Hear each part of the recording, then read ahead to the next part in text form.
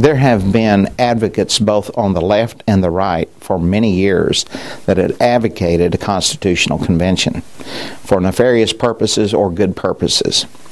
However, the term constitutional convention has become toxic. Most Americans realize it's a tremendous risk to the Constitution we already have, as well as our Bill of Rights. So I believe today's modern advocates are simply using different names. Whether you want to call it a Conference of the States, an amending convention, or the Constitutional Convention, which is what it really would become, they're really all the same thing.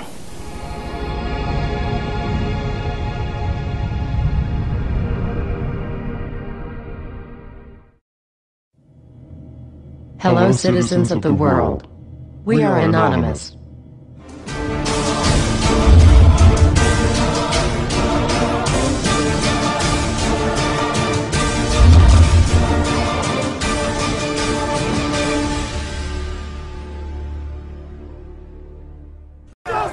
No peace! No justice! No peace! No justice! No peace! No justice! No peace!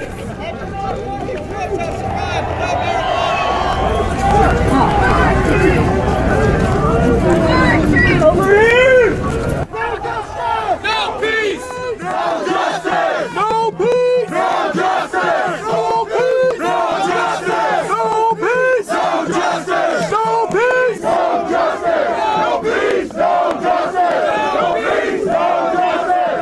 Who's White House? Our White House! Who's White House? Our White House! Our White House! Our house! Our house! Our house!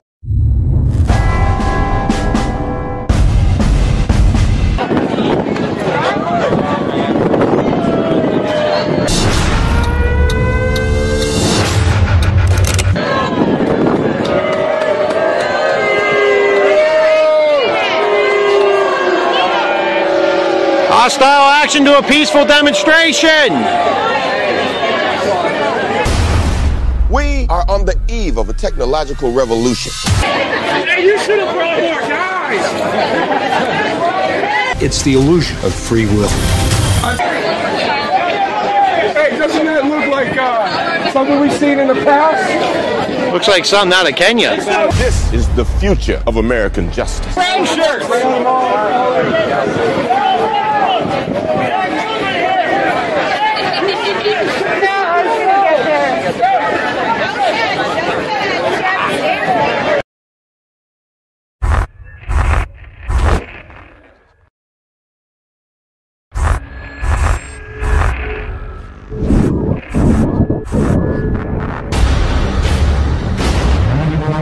Those of you who know the fate of your planet rests in your hands.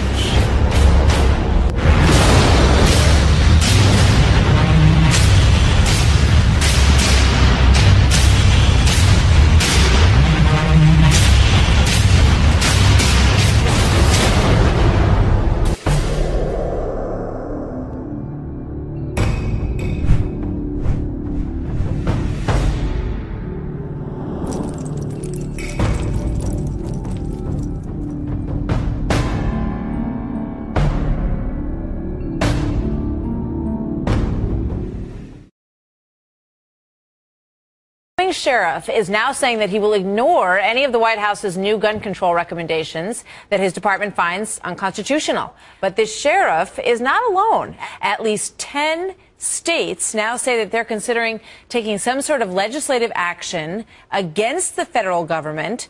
Those states span the nation, from Oregon all the way to South Carolina. Many sheriffs are now calling for action, like Lynn County, Oregon Sheriff Tim Muller. Sheriff, welcome. Good to have you here today.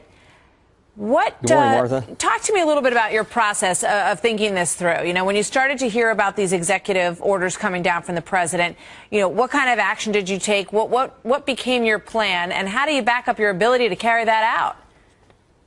Well, how it first started was I had a lot of folks in my county asking myself and my deputies, you know, what my position was on, if any, what they termed far-reaching or overreaching gun control laws were established. from the feds. And I made my position known. I tell my deputies that I didn't support anything, any regulations that would infringe upon the constitutional rights of our citizens. Well, when I swore oath to a community, a group of people who live in Jackson County. I swore oath to the Constitution, which I swore oath also to the Constitution of Kentucky. And in that Constitution is the Second Amendment, and that's what this country is based upon. How can I rightfully, in my own mind and in my heart, come in and take guns away from people when that is their protection? In an area our small, we're in a rural county, we're in a rural area. Sometimes it takes 30, 40 minutes to respond to the remote part of our county to protect our people. They can call on a cell phone and I can say I'm en route. I can be talking to them. A guy kicks their front door. I would rather them be armed and be able to take care of themselves and to, in my mind or my heart, take the guns away from them. Dramatic times require dramatic actions.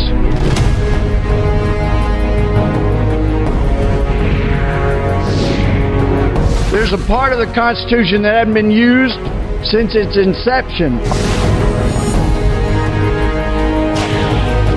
And they provided two ways to do that. One is Congress could come up with proposals, or the people could come up with proposals by way of a convention. And then as you wonder, well, how democratic is it if 70% of the people want something and Congress still won't move?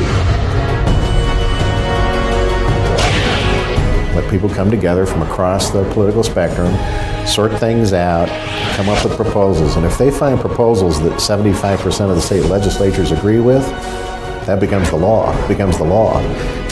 Now, how many of you are ready to go do something about this? And how many are going to not do something, or how many are going to wait and see? Every democracy in the history of the world has gone out of existence. Ours is the oldest one that's been around. Most of them don't last as long as ours. They all go out of existence when they lose trust and confidence of the people. There are a lot of people who do a lot of complaining and don't get behind the horse and do something about it. This is an opportunity for we, the people, to step up and do what needs to be done.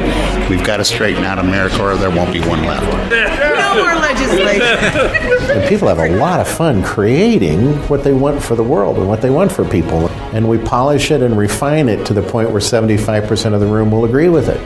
Because once you've got that, you're way up there in terms of popularity, and the odds of getting 75% of the states to agree with it is much better. This isn't rocket science. Nothing stands in the way of a great idea.